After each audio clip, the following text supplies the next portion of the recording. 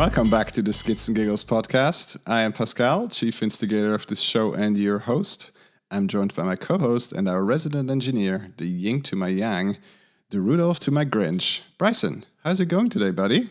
Oh, it's great to be back, Pascal. How are you? I'm really, really well.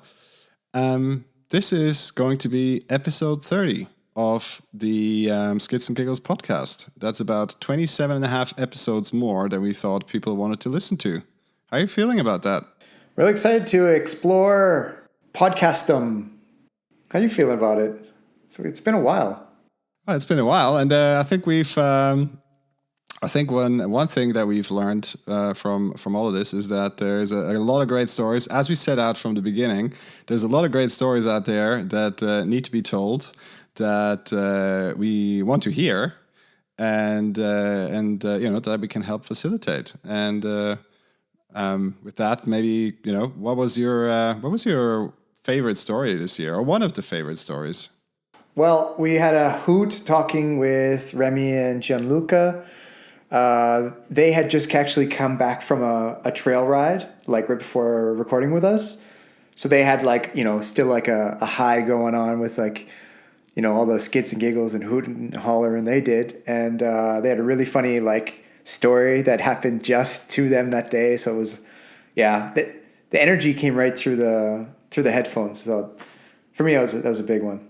And but yeah, I mean, of course, that has been a theme that has followed on. I mean, we spent quite a bit of time with that crew. So yes, in person at some of the races, but also with some other members of the team that's behind the Swiss Enduro series. I'm thinking of Nick Vicky, which has also been one of my favorite episodes. That's for sure. Just because I like racing and kind of what goes into it, both from an athlete's perspective, but also from an organizer's perspective, and what those guys are thinking about and what it takes. And of course, Zermatt at the time was I guess a pretty challenging event, and it was cool to hear all the thoughts that went into the event in the end. Pascal, you had the pleasure to meet these guys, but I didn't. So one thing that I'm kind of hoping for my next year is trying to get to some of these SES, Swiss Enduro Series races.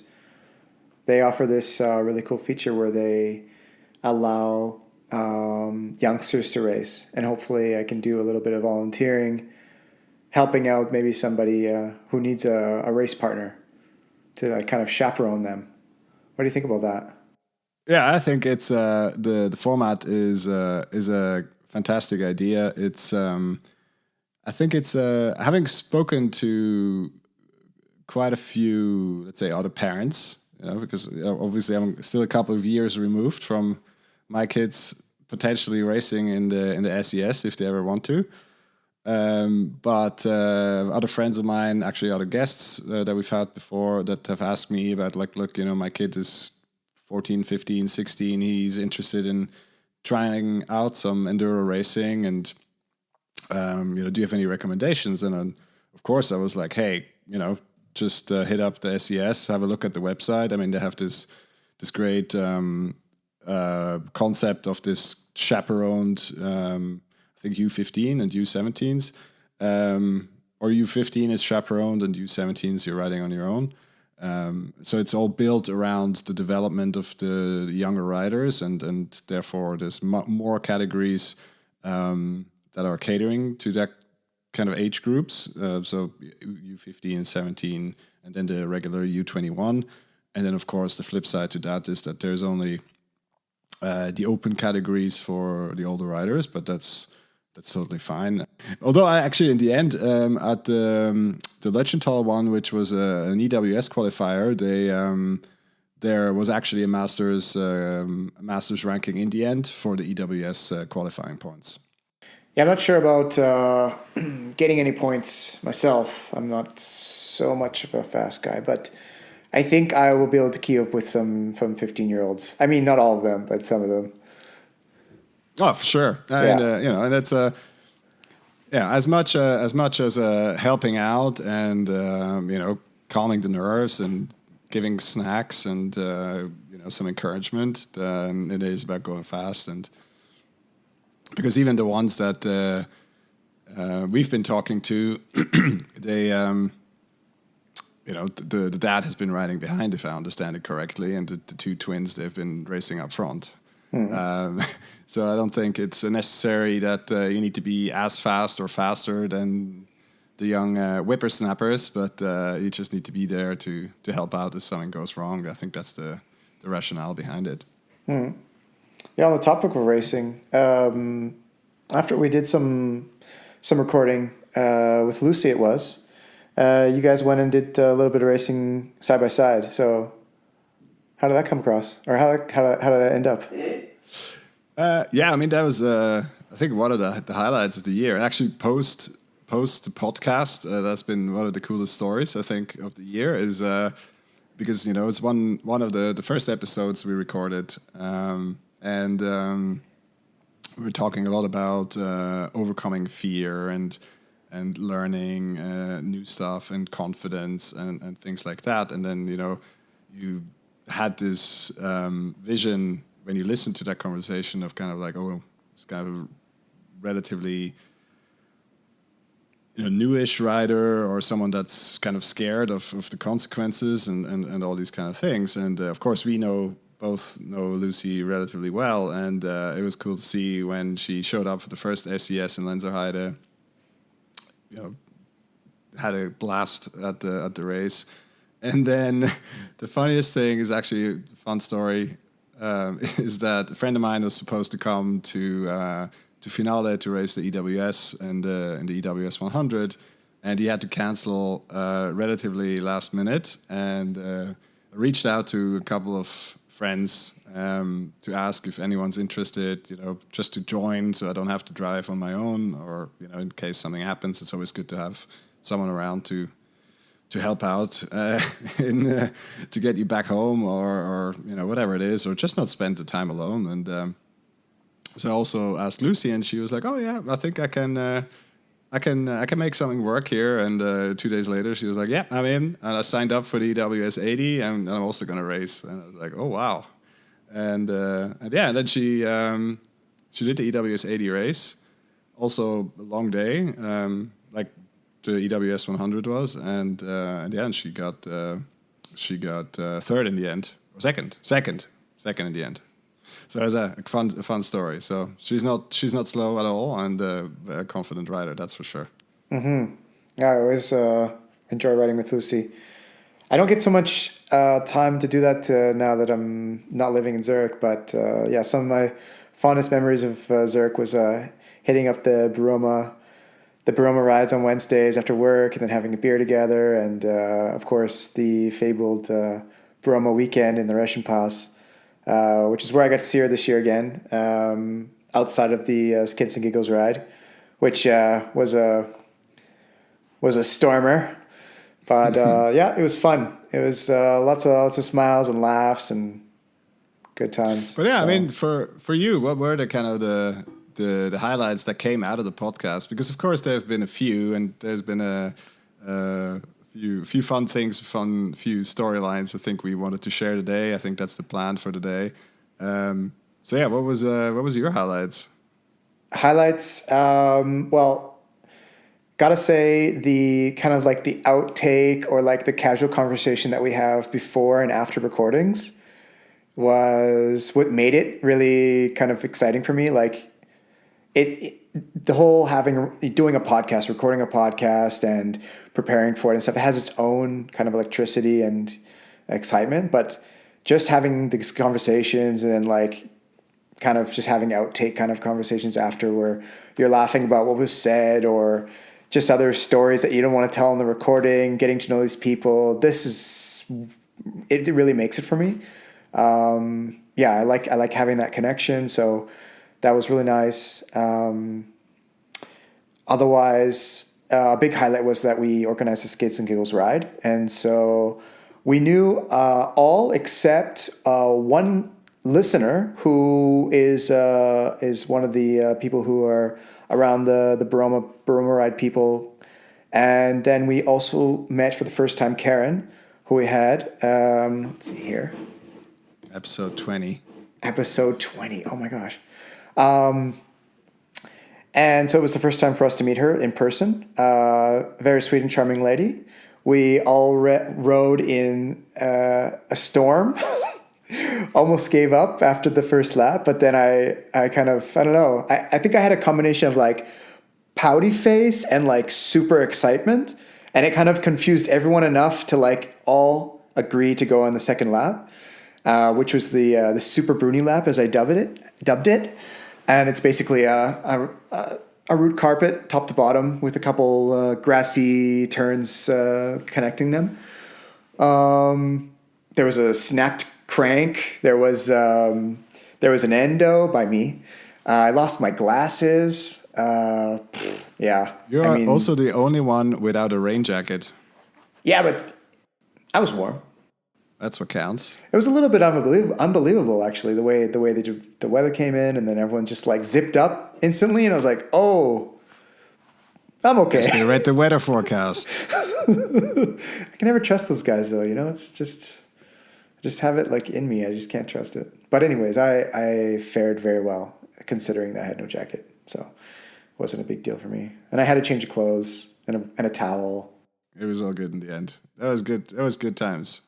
The Stoke was keeping me warm, honestly. It was just everyone's, giggling and chatting, and we were all watching each other like hit a corner and slide out, or just like have to walk one section and just slide on our butts. It was, lots of skids, lots of giggles. That's how we like to do it. Exactly. Can't wait for the next one, really. Oh, yeah, for sure. Next year is, we need to definitely put one in the books again. Mm-hmm. And we got more people to ask. Exactly. The more, the merrier. Mm-hmm. But looking back, we're kind of, those 30-ish, 29 episodes to be exact. What was your key takeaway? Kind of what did you learn from the podcast? Kind of a personal aspect. I've been working through some of the fears of podcasting, I guess, or just the personal fears of podcasting. I'm really happy that I've been able to continue rolling onto episode 30 and speak and collaborate with you, and just keep going. And I'm still stoked to keep going. So that's really a big accomplishment for me. What I learned from the numerous people we had is things, along the lines of responsible manufacturing, alternative manufacturing technologies, what it's like to be a free rider, a freestyler, what it's like to plan, build, and maintain trails. You name it. Like we touched on so many aspects of mountain biking, in Switzerland, but also mountain biking itself, which is alive in Switzerland, I guess, like it all goes in together. And, we even talked about 26-inch tires. Like in this day and age where everyone says like 2.6 is dead, like we just brought it right back. And I'm still rolling on too. I got a set of tires. So it's like, it's really cool. It kind of enriched my life.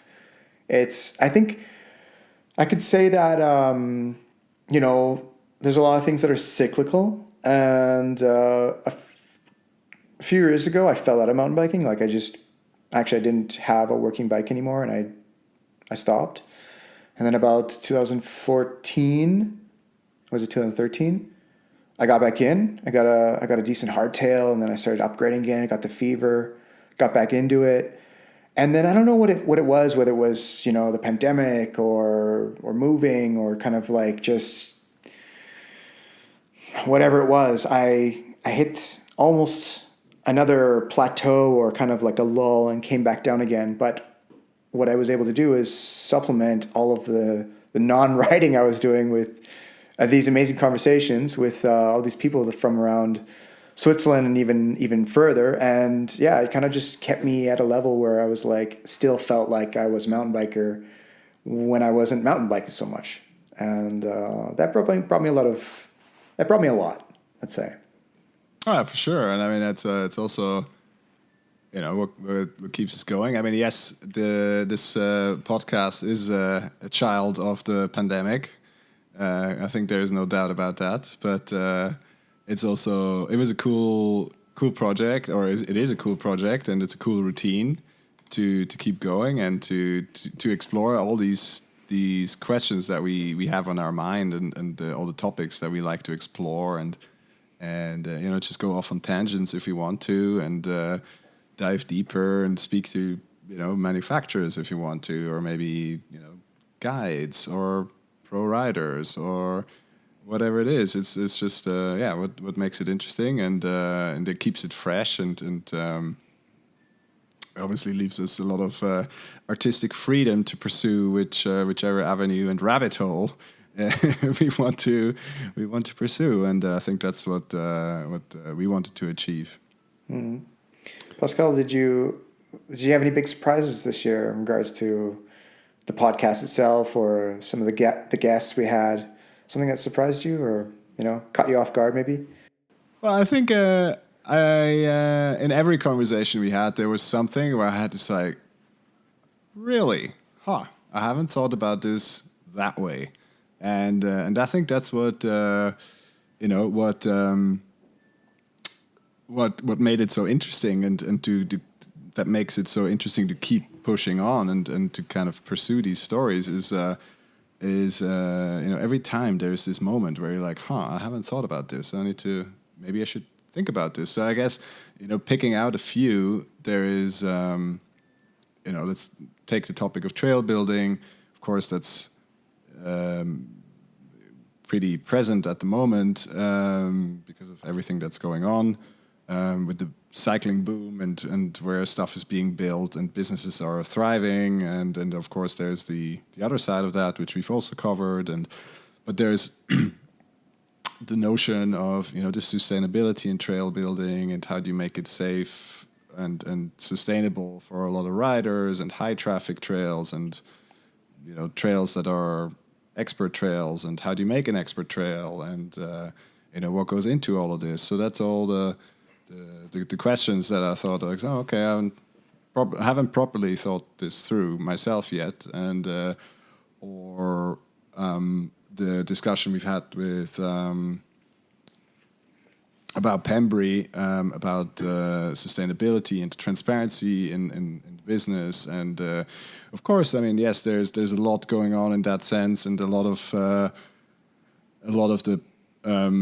burden of being more sustainable at this stage is put on the consumer, right? Because at the end of the day, bike companies still want to sell product, and they're trying to sell you a product which is more transparent and more sustainable. But at the end of the day, you as a consumer, you still make the choice to buy a new product, and per definition, that's not as sustainable as keeping the one that you already have, and that's still functioning perfectly fine. So, but I think just thinking about all of these approaches, and then, for example, also if you think about carbon, or if you think about different alloys, and, is this a forward-looking standard? Of course, we had a discussion about standards, but, is a 30 mil axle, is this something that's going to be around for 10 years?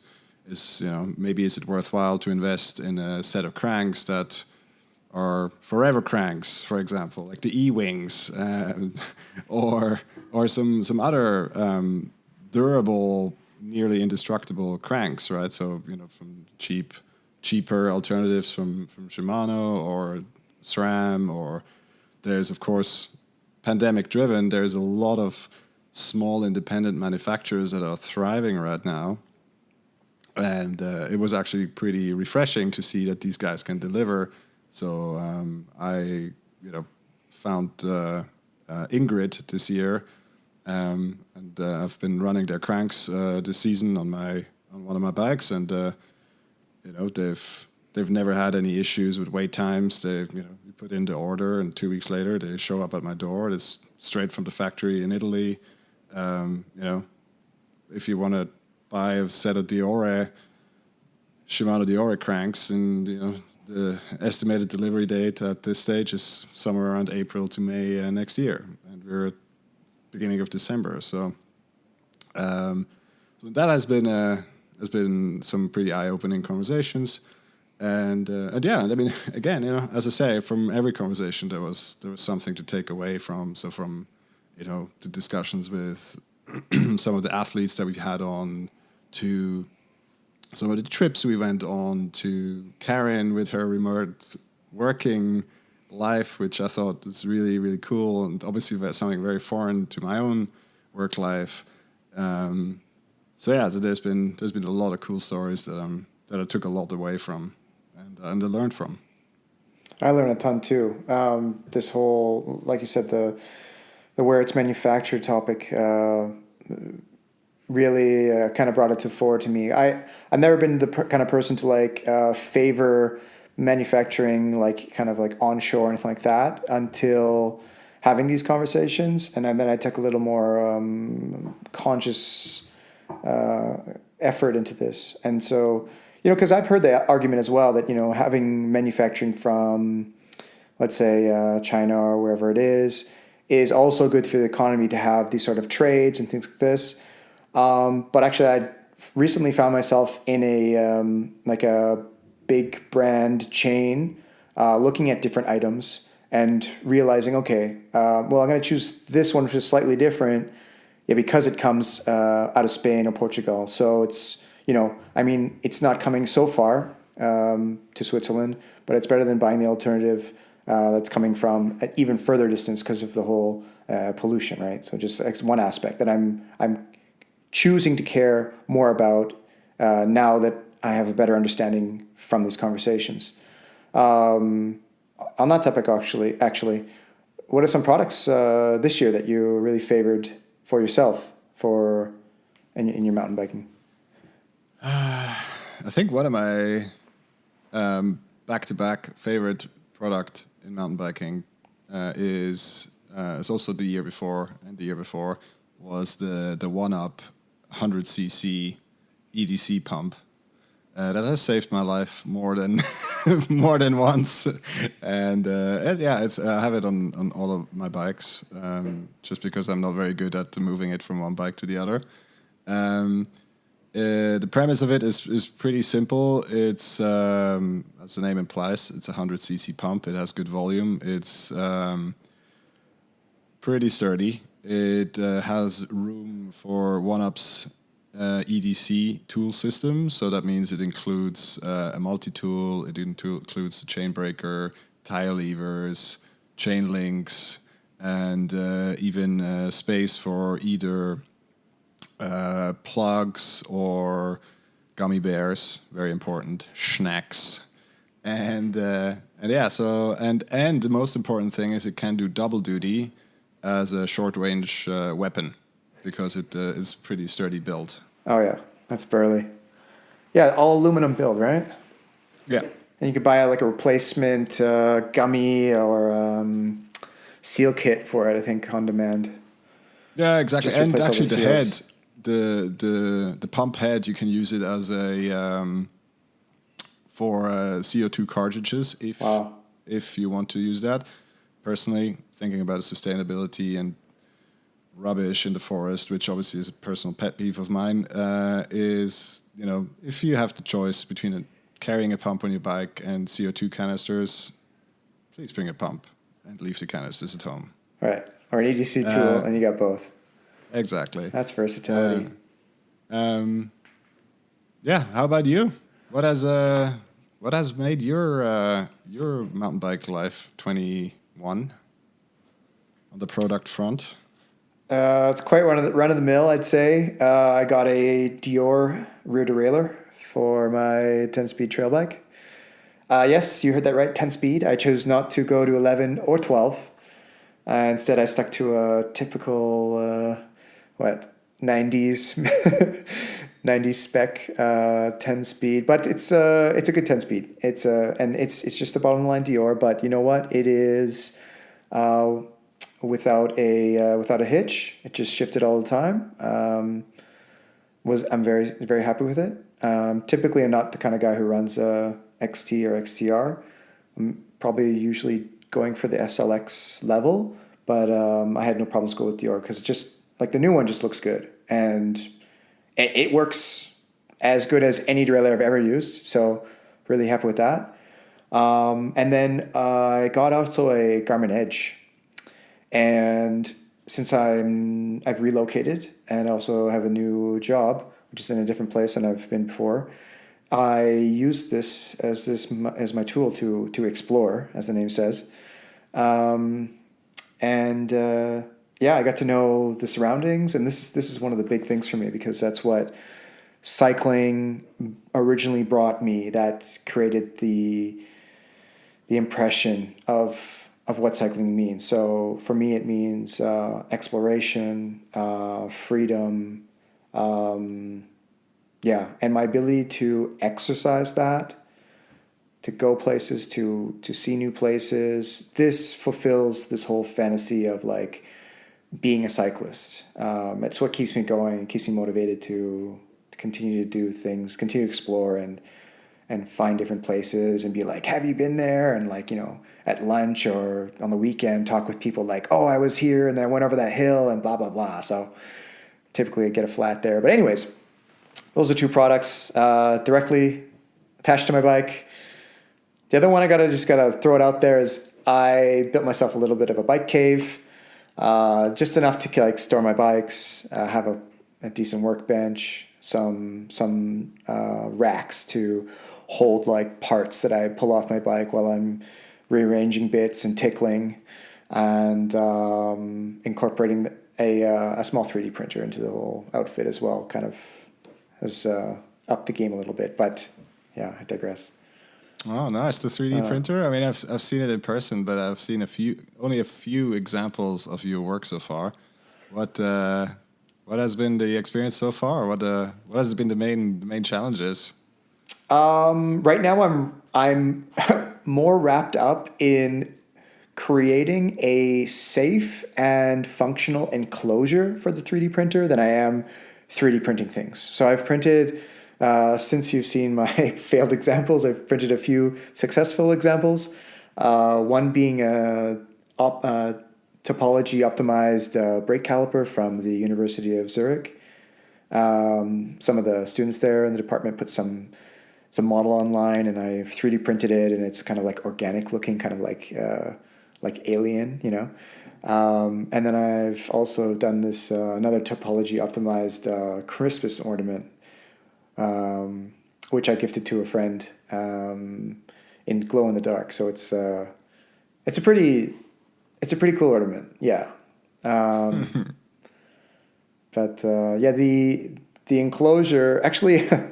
Back to my roots as a machine designer, it kind of, yeah, just harks back to that, where I've like just engrossed myself in creating the box that goes around the machine, because the box needs to like have its own features. So I won't go into the details, but I really geeked out on the whole having this like super feature rich box. So it's going to be like sit in the corner, totally prepped, ready to go. I'm going to try to automate it. And all right, I think the 3D printing space is really exciting, especially since there's now a couple of really good options for consumer levels, and you can do all these small little things from whatever brake caliper covers and custom cable routing and whatnot, so custom pump holders and stuff like that. So there's quite a few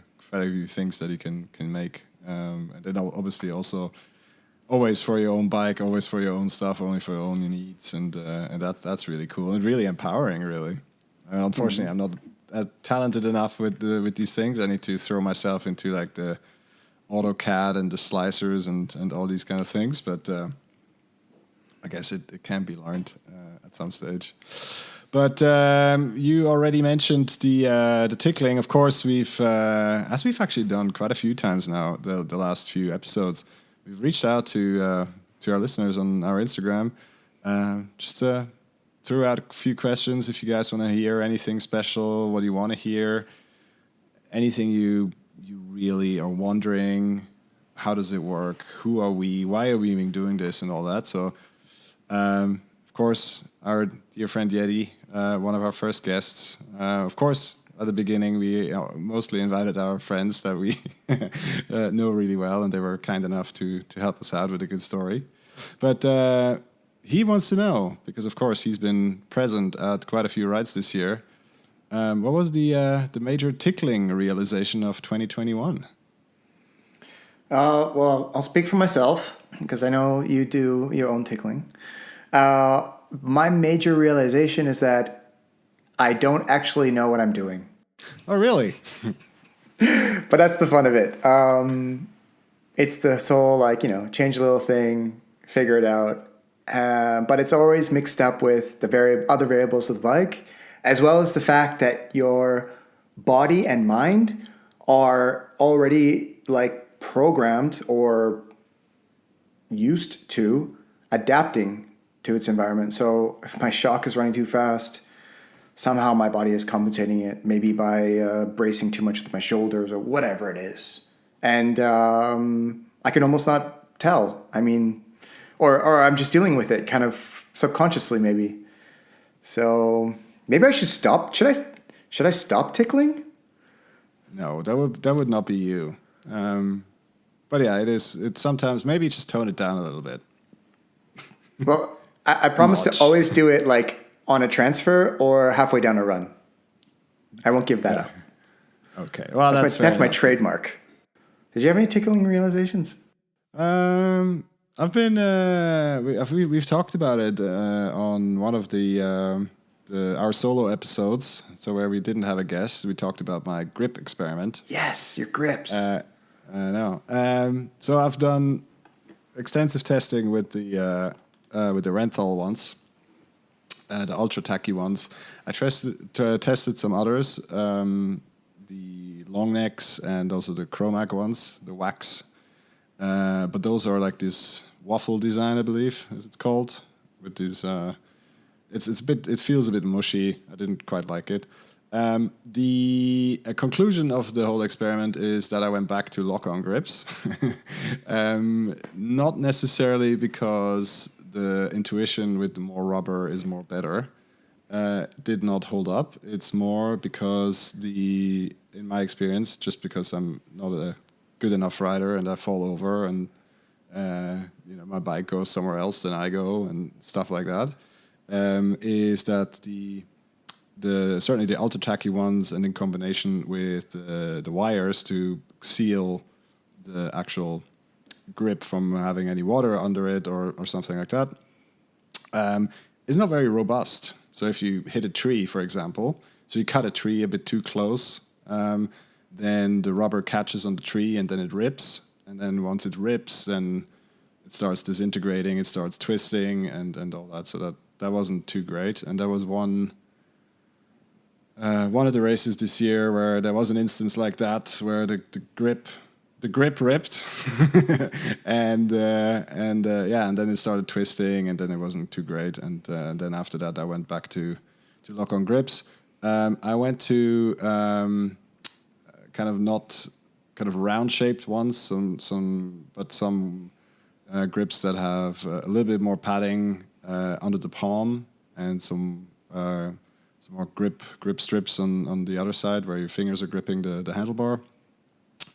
Some ODIs, I believe. They seem to be quite okay so far.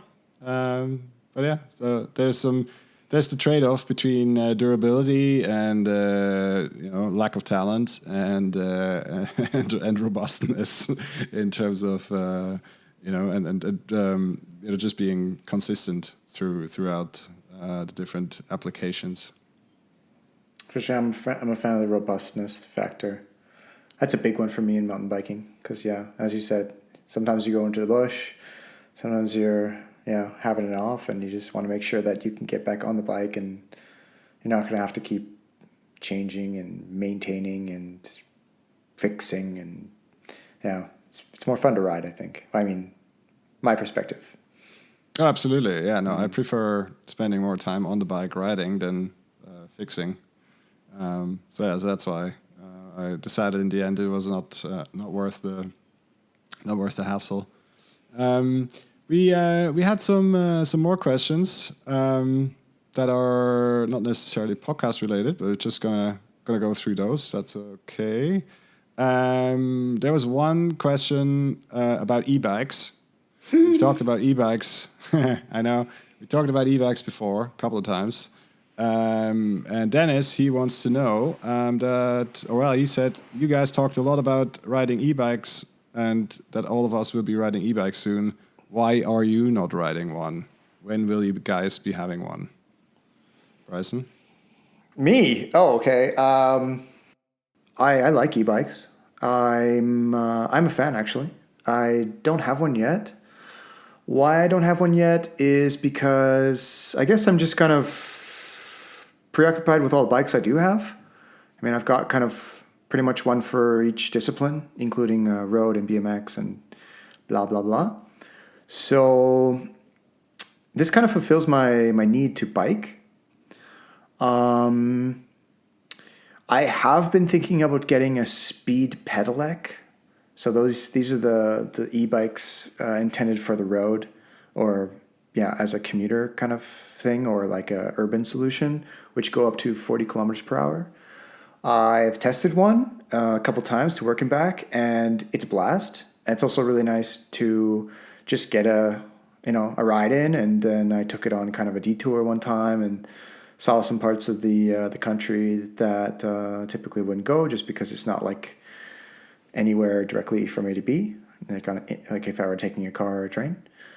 And that was really nice. And kind of like along those lines, I was thinking of maybe building my own, or maybe getting one and adapting it more to how I want to ride it, and not meaning off-road as a mountain bike, but as a kind of an all-terrain, maybe, like just something that I can take on like gravel bike paths, or where you're allowed to ride your bicycle that aren't pavement, just because there are also a lot of places in Switzerland that have that, like up hills and in forest areas and stuff. So that's really cool.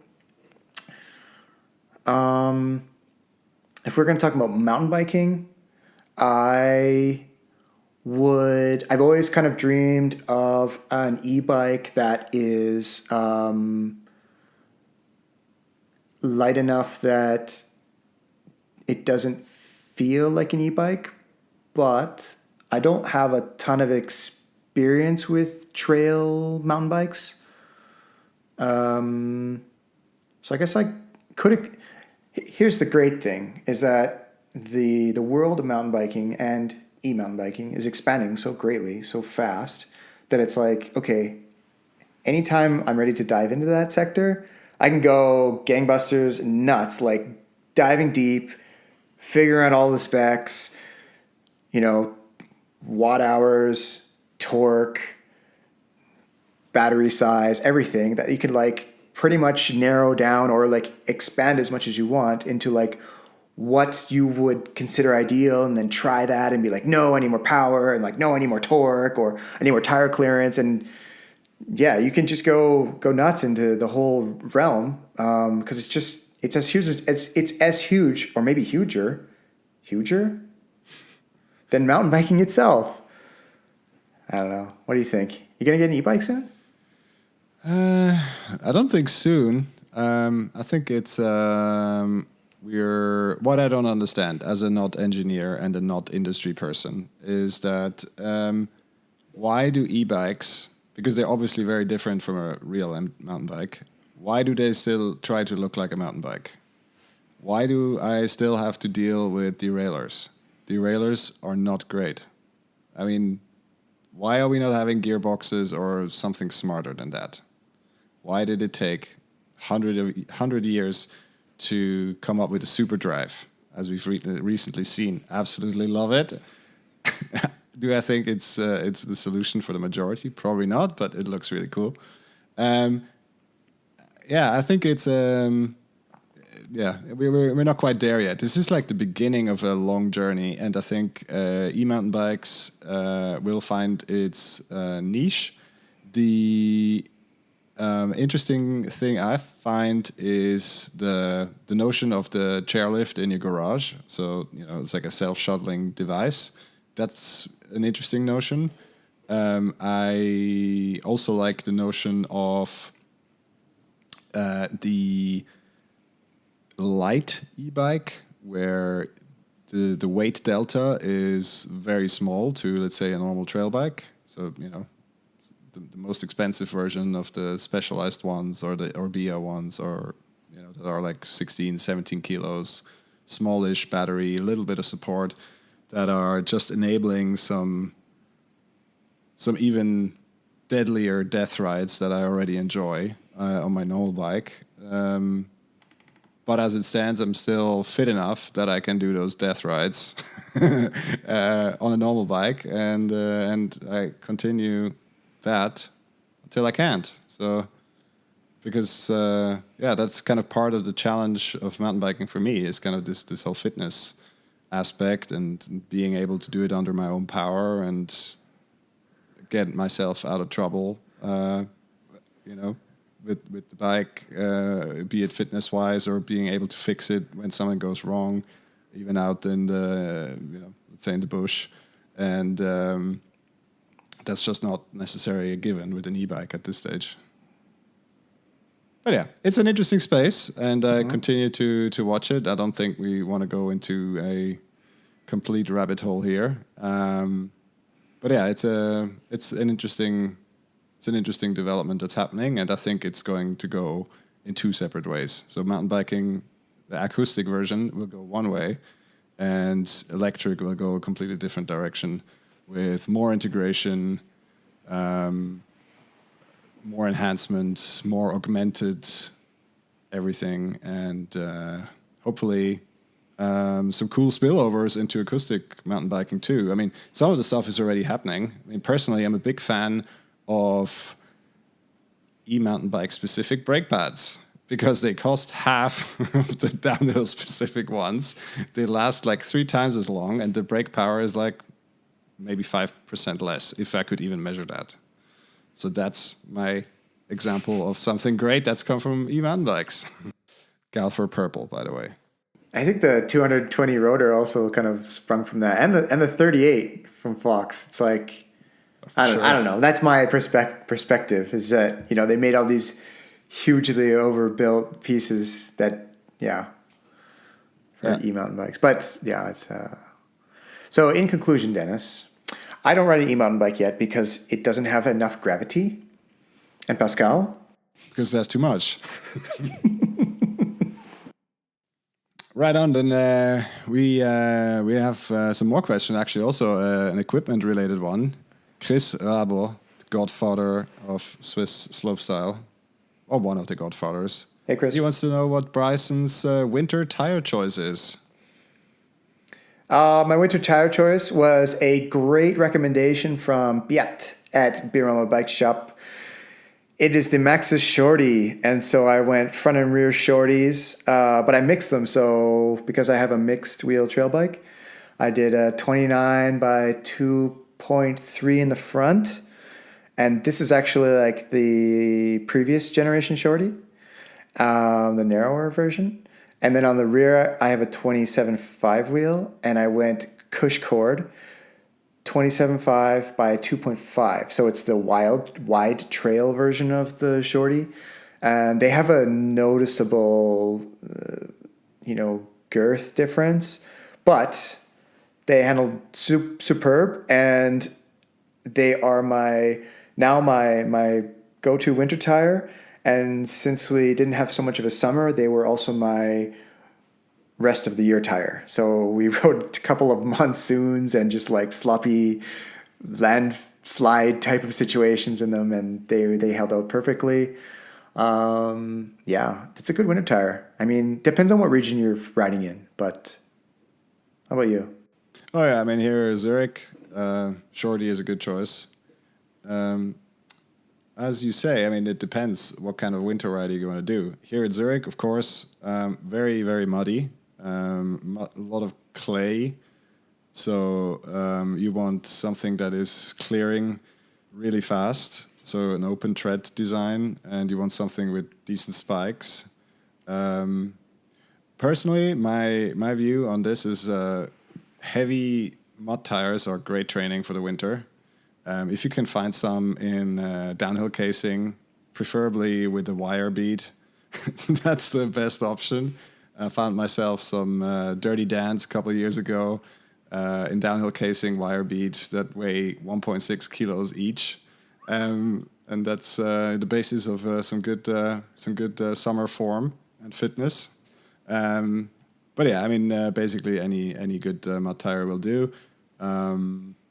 But again, it depends where you do ride. I have done in the past. I've done some snow stage racing, cross country. So there it was interesting. The range. I always at the time went with a more down country setup of a narrow minion combination, which wasn't the smartest choice because it was super slushy, and you would have been much better off with wider tires, higher volume. Of course, you could have brought a fat bike if you wanted to. I didn't have one available. So yeah, in the snow, I guess the mud spikes will also work pretty decent if you're just riding down. But apart from that, I would combine mud spike with high volume, and there the shorty is a very good option. We have another equipment question from Chris, but this is a bit more podcast related. He was wondering, because we have in our closeout questions, we have the magic dropper post, and he wanted to know, what were the best magic dropper post ideas? I think maybe let's extend it to what were the best magic dropper post ideas, and maybe the best skids. What were the highlights from the closeout questions for you? Magic dropper posts. I really liked how people were so into dropping hints on how to improve your riding. So whether it be having confidence or going out and practicing, like jumps or like skids or whatever, to kind of like just get your confidence up. So yeah, for me that was impactful because I think it's something that everyone could do, is like improve their confidence and improve on themselves. It's something you have the power within yourself to do. Something I believe, and something I believe I can bring to my game. So that resonated with me. And yourself? Well, like you, I mean, I really like the notions of there's always something you can work on. So yeah, jumps. This is something I have to take on myself. For example, I suck at jumps. But also, yeah, it's going out and practicing turns and doing, certain drills, technique drills, dedicated practice, as you call it. So that is a good one. Just have more confidence. Yes, that's easier said than done. But I mean, the confidence comes from doing something over and over again, and the steady progression.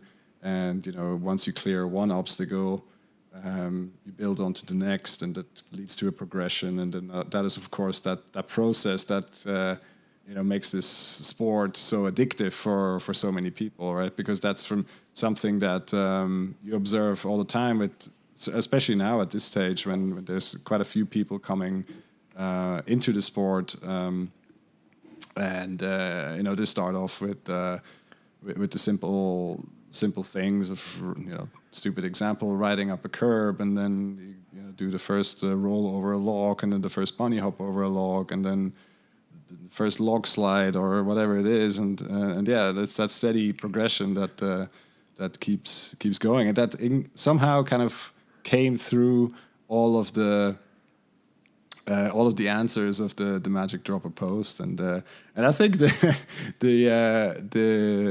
the question of what makes a great skid is just funny because some people take it serious, some people don't take it so seriously.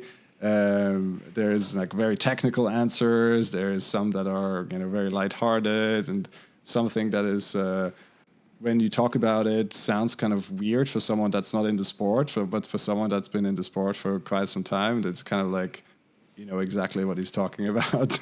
And so it's quite funny. But yeah, no, I think we keep those going, and I think we should make a highlight reel of all the different answers, like put it up as separate episodes or something. Game. Okay, but I know out of those skid descriptions, which one do you like the best? It was one of the more recent ones. Just from your reaction to it. So the quote is, and I need. Okay, so here's a little game. You tell me who said it, and maybe we'll do a couple. So the quote is, "I like those Scandinavian flicks," and I think this is the one that you. Robert Vane bicycles. Yeah. So you resonated with that one. You were like, yeah. Yeah, Scandi is nice. Okay, my favorite one was, okay, you guess who it was. Get that milk out of your tire and then everything is great. That's a hard one. I think it was either Dario or Janko Dosh. I guess it was. Yes. Because it's so the milk, the tire milk is kind of a literal German translation, because in German the tire sealant is called Dichtmilch, so they're kind of literally sealant milk. So that's kind of easier to spot those. But yeah, I think it was Janko Dosh, I believe. Yeah, I think we had milk said about 3 or 4 times, and then which also came up quite a bit was berm. Roost was said often. Okay, here's another one. Take the inside line, destroy this berm. Robin? Oh, close. This was Lucy. Okay. And actually, I had to contain myself when she said it, because I was like, there you go. I didn't expect her to say, destroy this berm. I was like, yes. Let's see. Some other notable ones. I really loved the accent this one was spoken in. Lose your beans. Was that, it must have been Greg Jolliffe. That was Greg Jolliffe, that's for sure. Yeah, that was awesome the way he said it. He's just lose your beans. Okay, yeah, so casually, there's like some nuggets in there. I'm just gonna shred this berm. Lose your beans. Okay, one more. We're gonna close out. This one's probably instantly recognizable because we mentioned it just a moment ago, so it's fresh. That was one big skid right into a cave. Gianluca Honi. Yes, because they were out riding for the day with some other friends of the racing scene, and apparently he sent it with a big skid off the trail and right under a rock into a cave, and had to look for his way out with the light of his phone, and happily made it out of the cave again, and everything was fine in the end. Enough of looking back, I guess. How about we talk a little bit about next year and what the plans are for you personally when it comes to riding, and what are you looking forward to with the podcast? Well, quick look back. We did interviews in English, Jutra dem in Dutch, Swiss German, with our English recap together, and then we also had one-to-one conversations like ride reports and kind of these kinds of things. Looking forward in terms of the podcast, I just want to keep going. I want to explore more ways for us to communicate to the world. We're going to have some more different guests on, try to expand our horizon in the whole scene around Switzerland and maybe further. As for riding goals next year, I want to jump back on my single speed. I got it set up right now with some knobby nicks, and I got a chromoly rigid fork on it, so it's going to be like sort of like party in the woods BMX with Cushcore type of deal. I don't know what to call it. I don't know. Just something strange, like always, like single speeding is. Also want to do a little bit of racing. So you kind of inspired me. Also, we spoke to some people in the Swiss enduro scene, and yeah, it's just got me inspired, especially that what I spoke about before is chaperoning the 15-year-old racers. So for me, I grew up doing many doing a lot of volunteering. And it's just something that's inside of me that I feel really passionate about as well. So I'm going to try and get on that with the SES for some of their stops, hopefully all of them, see if I can fit them all in. And progression goals. Another Skids and Giggles ride. Oh, yeah. I mean, I wanted to have another Skids and Giggles ride before the season closed out.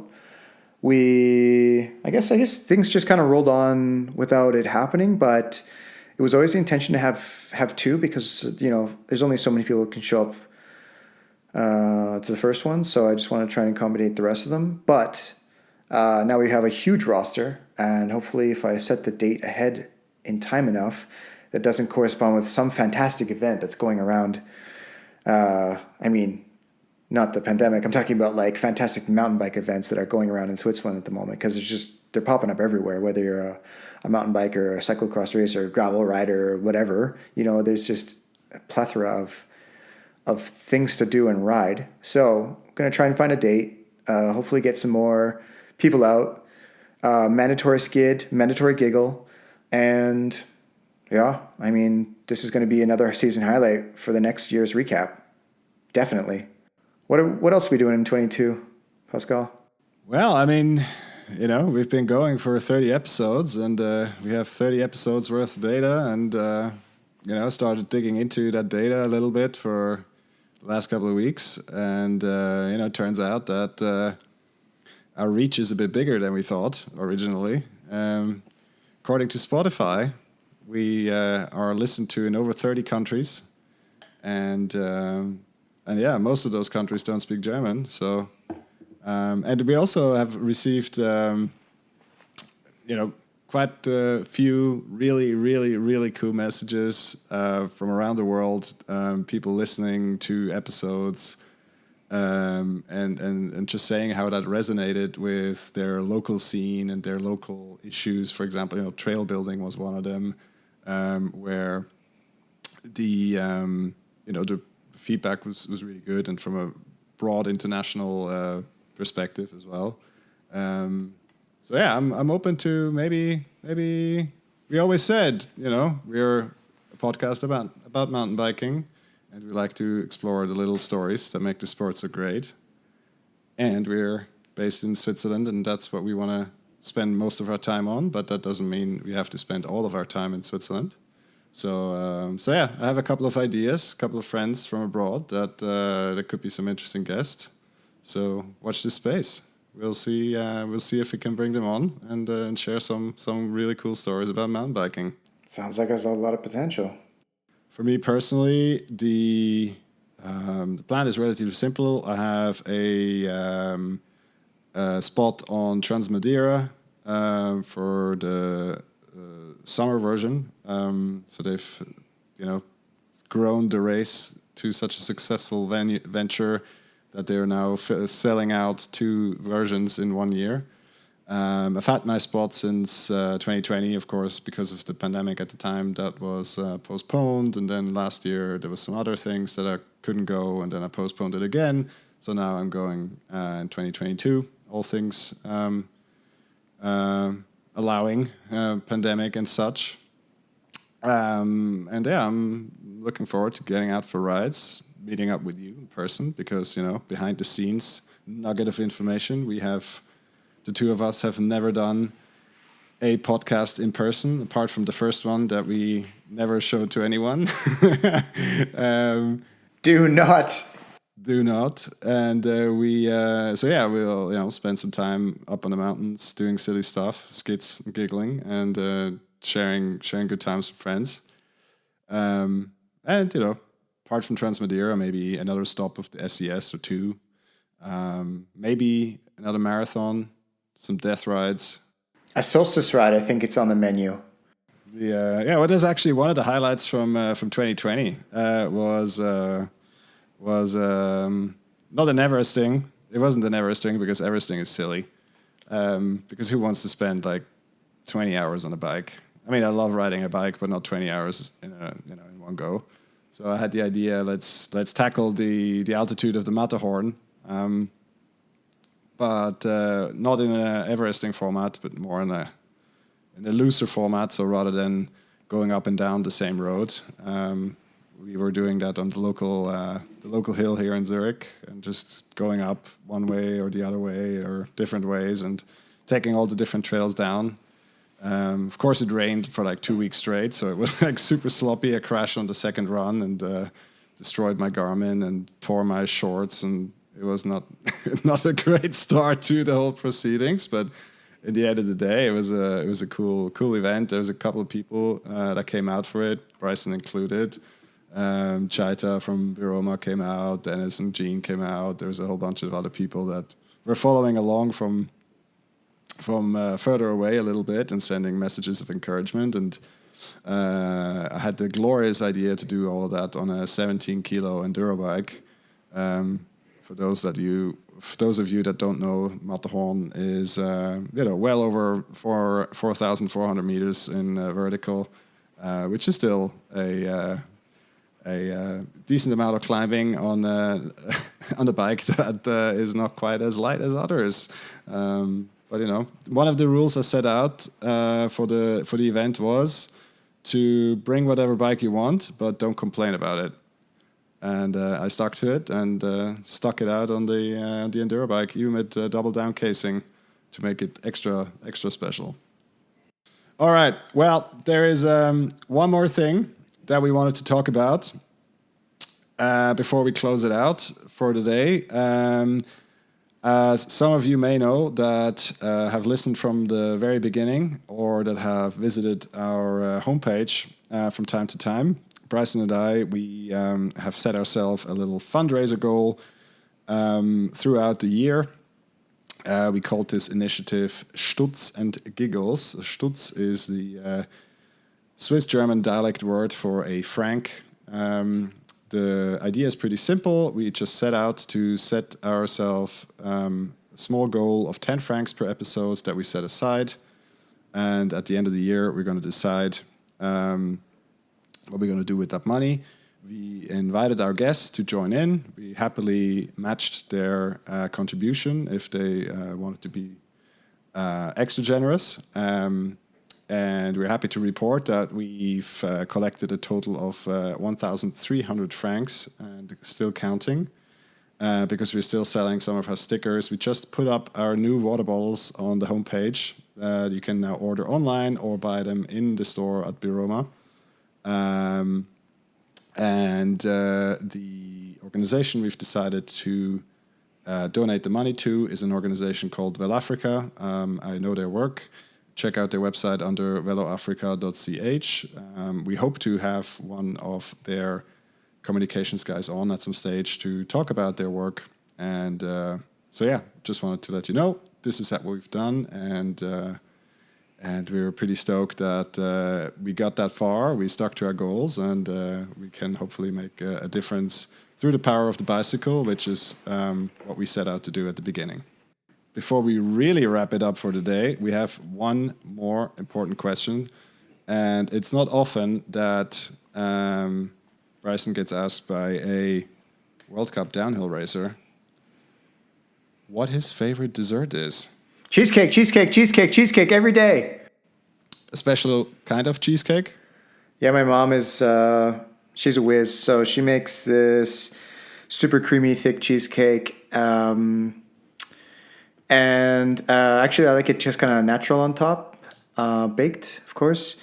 But she makes the crust out of crushed crust of Oreo cookie, and that's a delight. Thank you, Mom. What's your cake? Yeah, I'm also a big fan of the home baked cakes, also from my mom. But yeah, joking aside, I guess one of my favorites is a cake that my mom makes. It's called the Mississippi cake. It's a chocolate cake with chocolate fingers on the inside. And if she's really going crazy, it's also with chocolate glazing on the outside. And the best thing, what I used to do when I was younger and consuming thousands of calories, was to, when the cake got older and dried out a little bit, so during the week, after the weekend when she made the cake, was put Nutella on it before the rides. And that was the real fuel for some big rides. And I still do that to this day. So yeah. All right, but before we let you guys go, let's just briefly do our spiel with the social and where you guys can find more information about the Skids and Giggles podcast and the new water bottles. We're currently most active on our Instagram, where you can skid right into our DMs and follow along at Skids and Giggles. And you can find our website with all the relevant links and info under the URL skidsandgiggles.com.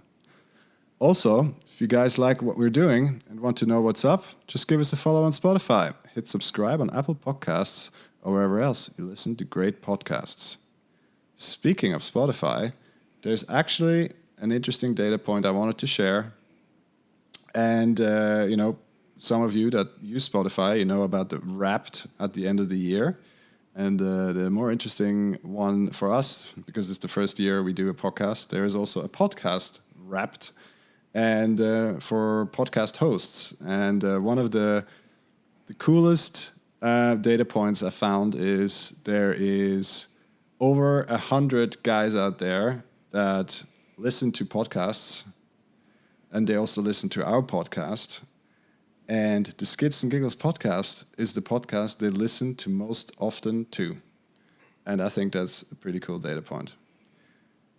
Anyway, if you enjoy what we're doing, you like, the stories we share, and you want to share that with your buddies and writing friends and all that, share our episodes on your socials. Give us a heartfelt 5-star rating wherever you listen to our podcast. And it helps us reach even more cool people and potential guests that further down the line. With that, we close it out for this year. We wish you happy holidays, and we talk to you again in the new year. Bryson, thanks for your time, as always, and I'll talk to you soon. Hey, pleasure. Cheerio, buddy. Feliz Navidad and adios.